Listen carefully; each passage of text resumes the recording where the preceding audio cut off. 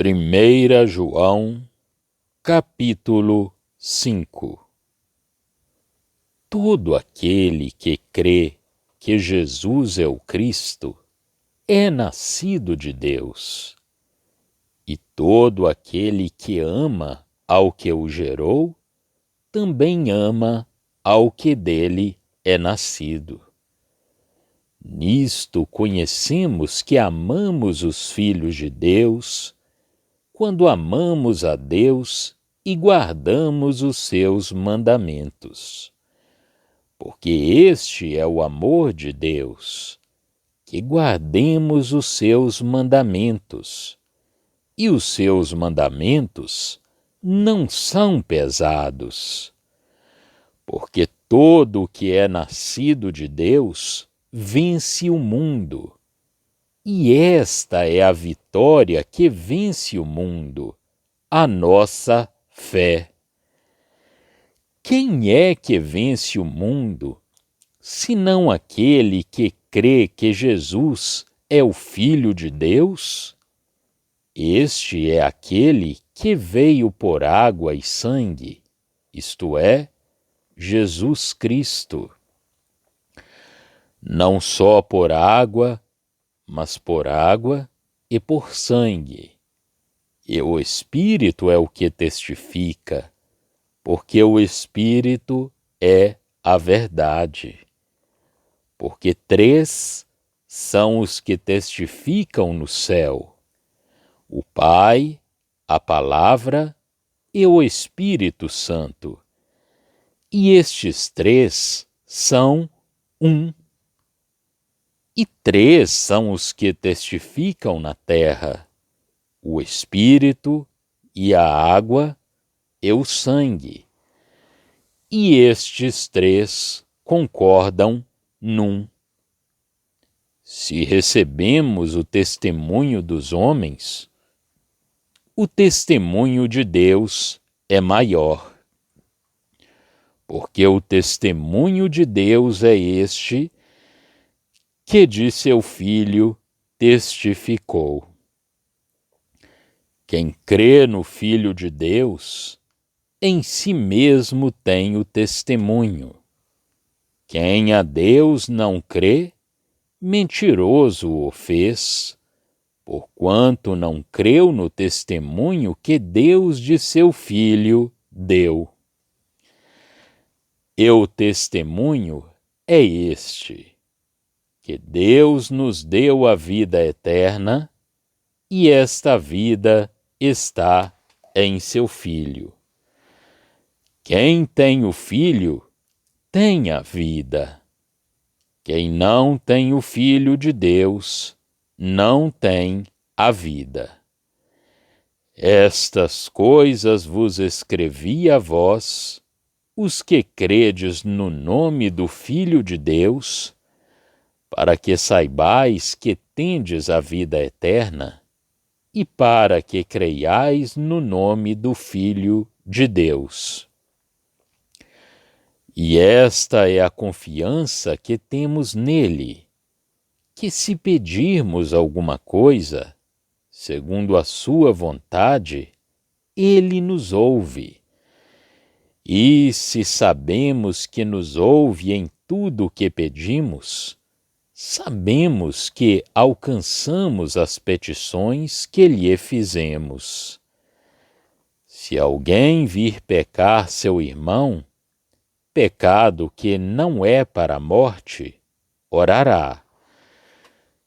E Deus dará a vida àqueles que não pecarem para a morte. Há pecado para a morte, e por esse não digo que ore.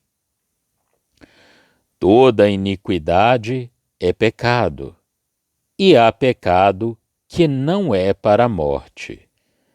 Sabemos que todo aquele que é nascido de Deus não peca, mas o que de Deus é gerado conserva-se a si mesmo, e o maligno não lhe toca.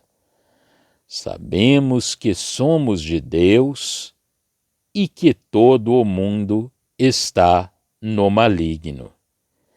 e sabemos que já o Filho de Deus é vindo, e nos deu o entendimento para conhecermos o que é verdadeiro.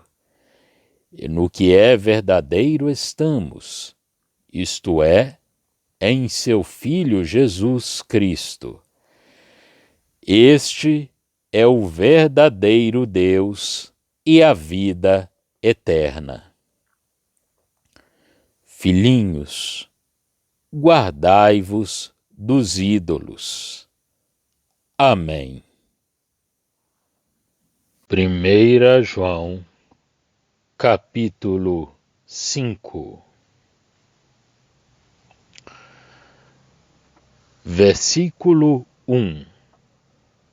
Neste capítulo há uma recapitulação de quem são estes. Não do que são, mas de quem são, e de quem são aqueles de onde fazem parte. No capítulo anterior, por exemplo, se tratava do amor em relação aos irmãos. Agora vem a pergunta, não de quem é meu próximo, senão de que é meu irmão.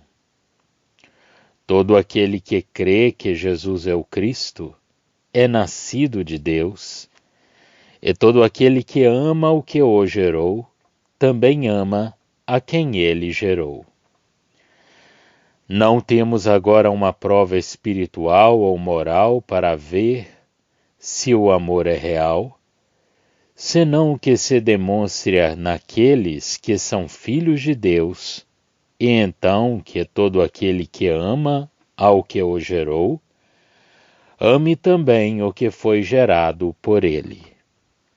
Isto é, que se trate realmente deste amor divino, amarei aqueles que nascem de Deus. Se for por causa do Pai, amarei a todos os filhos, e é desta maneira que se expressa aqui. Versículos 2 a 3. Mas agora no verso 2, dá uma contraprova de que esse amor é genuíno. Sei que amo a Deus se amo aos filhos de Deus, mas sei que realmente os amo se amo a Deus e guardo os seus mandamentos. Durante toda essa epístola existe uma contraprova que é de vital importância. Se temos o Espírito Santo, é o Espírito da verdade. Assim tenho como comprovar uma coisa pela outra. Eu poderia aparentar que amo muito aos filhos de Deus, sendo que poderia ser só um sentimento pessoal.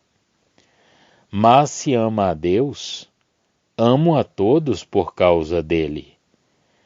Todo o mais poderá ser simplesmente um sentimento natural. É a introdução de Deus que estabelece tudo de uma maneira justa. Disse em 2 Pedro, acrescentai ao amor fraternal amor. Por isto que amamos aos filhos de Deus, quando amamos a Deus e guardamos os seus mandamentos. Se os amamos como filhos de Deus, se deve a que amo aquele que os gerou. Inclui a todos, mas nunca deixando ele de fora, por isto que se trata de uma questão de obediência. Pois este é o amor de Deus, que guardemos os seus mandamentos, e seus mandamentos não são pesados. Versículo 4. A grande dificuldade é o mundo, mas a fé o pode vencer. Porque todo o que é nascido de Deus vence o mundo. E esta é a vitória que ha vencido o mundo, nossa fé. Temos recebido uma natureza que não é absolutamente adaptável ao sistema do mundo. O Senhor Jesus disse, não são do mundo, como tampouco eu sou do mundo. João 17:16. Vós sois de baixo, eu sou de cima. O mundo, como sistema, é diabólico. Não é em absoluto de Deus. Tudo em que há nele, os desejos da carne, os desejos dos olhos e o orgulho da vida, não provém do Pai, mas do mundo. João 2:16. O Pai é o cabeça, fonte e bênçãos de um grande sistema em que o mundo é posto. É por isto, quando o Filho veio ao mundo, o mundo o rejeitou, e isto tem posto o mundo, como o mundo posto à prova, em total antagonismo ao Pai. Sempre temos visto que se trata da carne contra o Espírito, do mundo contra o Pai, do diabo contra o Filho. Todo o que é nascido de Deus vence o mundo. É a verdade que santifica. A dificuldade é o mundo. Contemplamos as coisas que se veem, não as que se não veem. É por isto que nos enfraquecemos no caminho. A vitória que vence ao mundo é a nossa fé. Versículo 5. Não se trata meramente de uma natureza que nos tenha sido dada, pois a verdade é que, como novas criaturas, temos um objeto para encher a visão desta nova natureza, e este é o Senhor. Tenho que ter o verdadeiro objeto, e por isto, quem é que vence ao mundo, senão ao que crê que Jesus é o Filho de Deus? Está ocupado com algo. Quando descubro que aquele que o mundo tem cuspido e crucificado é o Filho de Deus, digo que isto que é o mundo. E por isto, quando minha fé repousa sobre este Jesus desprezado, o Filho de Deus, acabo com o mundo. Venço-o como um inimigo. Versículo 6. Aqui temos uma breve relação destes santos. São nascidos de Deus. São um grupo de pessoas que pertencem a Ele e que vivem em outro mundo que pertence ao Pai. Logo fala do Espírito e do poder que veio Cristo, aquele por meio de quem somos conectados nesta cena de bênçãos que pertencem ao Pai. Este é Jesus Cristo que veio por meio de água e sangue. Isto retrocede a um princípio vital que temos visto por toda a epístola. Se houvesse sido somente por água, João, o Batista, veio por água. A palavra de Deus se aplicava ao homem somente como filho de Adão, não podia purificá-lo. A vinda de Cristo a este mundo por esta água colocou o homem à prova. E o homem era inimigo de Deus, portanto não havia maneira de reconciliá-lo. Então veio a ser uma questão de redenção, de sangue, assim como de água, e aquela vida estava no Filho, não no primeiro Adão, mas no último. Este é Jesus Cristo, que veio mediante água e sangue. Tem, como sabermos, uma purificação, mas este é o efeito da redenção sobre a nova vida. Foi de um Cristo morto que brotou a purificação. Um Cristo vivo que entra no mundo se apresenta ao homem para ver se podia estabelecer algum vínculo entre Deus e o homem. No entanto, o homem ficou definitivamente condenado e entra a morte. Sempre é assim. Se não creres que eu sou, morreis em vossos pecados. Esta foi a razão de ter dito ser necessário comer sua carne e beber o seu sangue. Se não o tomais como um Cristo morto, nada tereis, porque aquela purificação saiu de um Cristo morto. É morto ao antigo e se introduz uma vida inteiramente nova. Versículos 7 a 8. Agora temos outra verdade bendita. Temos um Cristo morto que agora vive pelos séculos dos séculos. E logo temos o Espírito Santo que mora em nós. Mas tudo isto é algo como pertencendo a um mundo novo. 3 são os que dão testemunho: o Espírito, a água e o sangue. Temos 3 testemunhas, dando testemunho o Espírito, sendo a água o poder purificador e o sangue o poder de expiação, e todos estes concordam. Não tem purificação da velha natureza, mas é outorgada uma nova natureza. Deus nos tem dado vida eterna, e esta vida está em seu Filho, não agregado ao velho Adão, mas é vida no Filho. O que tem o Filho tem a vida. Quem não tem o Filho de Deus não tem a vida. Não tem vida para o velho homem, ele está rejeitado, e não haverá 2 Adãos no céu. Aqui está o Filho, e aqueles que têm vida no Filho. Deus começou a levar esta obra adiante desde a queda do jardim, mas a verdade plena de tudo isto veio à luz quando Cristo ressuscitou. Versículos 9 a 10. Logo temos outro ponto em relação com a verdade, e é seu conhecimento.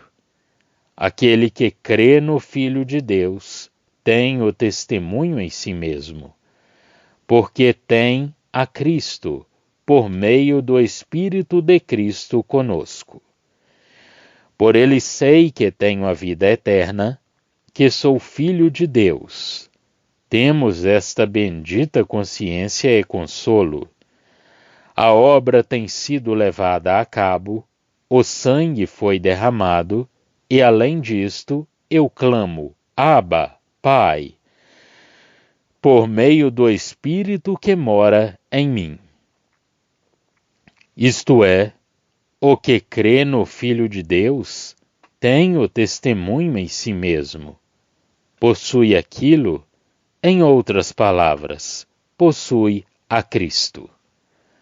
A falha do incrédulo não é que não tenha a bênção, mas sim que faz de Deus um mentiroso. Deus tem dado um testemunho adequado acerca de seu Filho, e quem não crer em Deus o tem feito mentiroso. E, por isto, uma pessoa que rejeita o Evangelho está rejeitando o testemunho de Deus acerca de seu Filho.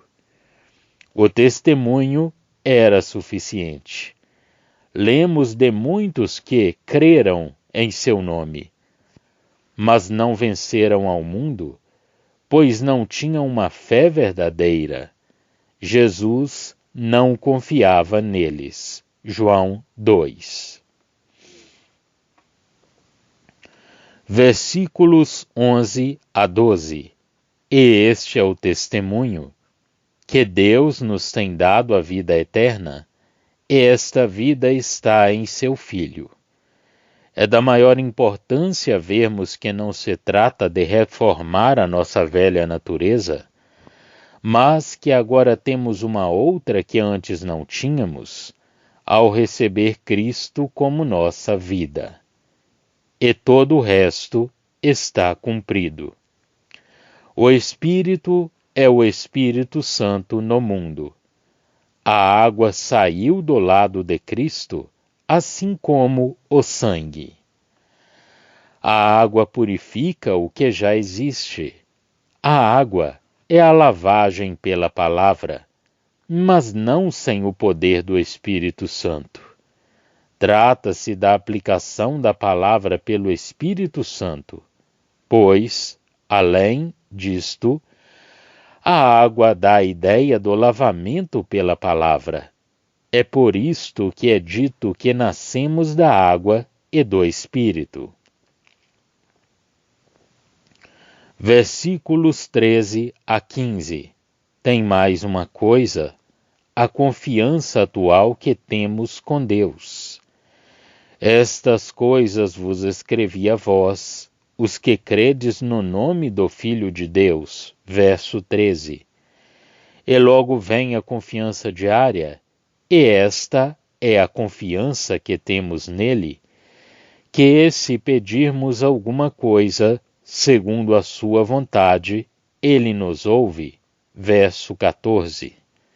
Somos verdadeiramente reconciliados com Deus.